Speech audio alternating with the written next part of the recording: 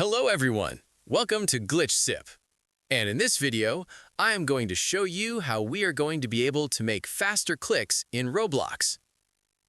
For that, what we're going to have to do is use this program here called AutoClicker. So we are simply going to click on download and we are going to wait for our download to start so we can use it on our computer. As you can see, in this case, it has already been installed, so we are simply going to click on Run to see what else shows up. In this case, what would be the program already appears. Instead of setting it to 100 milliseconds, which as you can see is what we have here, what we're going to have to do is set it to 1 millisecond, and we're going to click on Start. So for that, we're going to head to what would be our Roblox. As you can see, the computer already went a little crazy, so we are simply going to have to wait.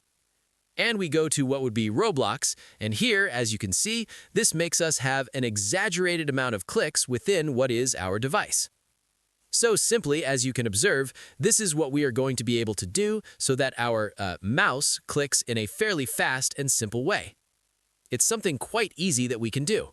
At this moment, we are barely at around 260 clicks, so that is something you should keep in mind. And, well, that is all.